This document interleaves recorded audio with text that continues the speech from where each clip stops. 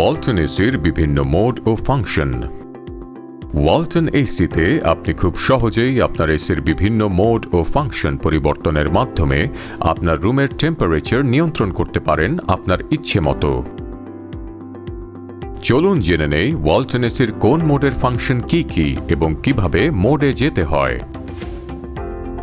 ওয়ালটন এসির রিমোটের শুধু mode button দিয়েই আপনি খুব সহজে এসির মোড পরিবর্তন করতে পারবেন, যেমন কুল মোড। মোড বাটনের মাধ্যমে কুল মোড সিলেক্ট করতে হয়। এই মোডের ফলে আপনার এসি শীতল বাতাস প্রবাহিত করে। ড্রাই মোড, এর দ্বারা আপনার এসি শুষ্ক বাতাস প্রবাহিত করে। মোড বাটন প্রেস করে ড্রাই মোড সিলেক্ট করতে হয়। এই সময় এসির ফ্যান স্পিড সমন্বয় করা যায় না এবং বাতাস সর্বদা কম থাকে। এই সময় রিমোটের ডিসপ্লেতেও কোনো তাপমাত্রা দেখা যায় না। ফ্যান মোড, ফ্যান মোডে যাওয়ার জন্য মোড বাটন প্রেস করে ফ্যান মোড সিলেক্ট করতে হয়। ফ্যান বাটন প্রেস করার মাধ্যমে ফ্যানের স্পিড বাড়ানো বা কমানো যায়।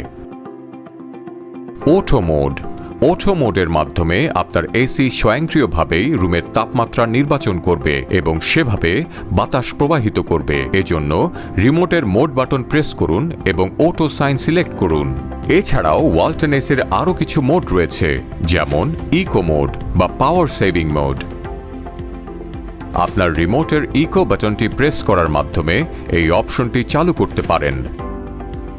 এর দ্বারা আপনার এসির বিদ্যুৎ খরচ সাশ্রয় হবে এবং বিল তুলনামূলক কম আসবে।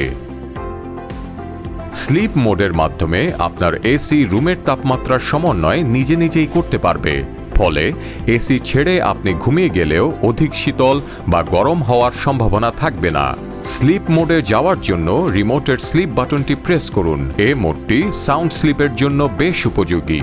ওয়ালটন এসি টিপস অ্যান্ড ট্রিক্সের পরবর্তী পর্বে রয়েছে শিশুর স্বাস্থ্য সুরক্ষায় ওয়ালটন এসির কিডস মোড ফাংশন সম্পর্কে বিস্তারিত টিপস। Walton air conditioner.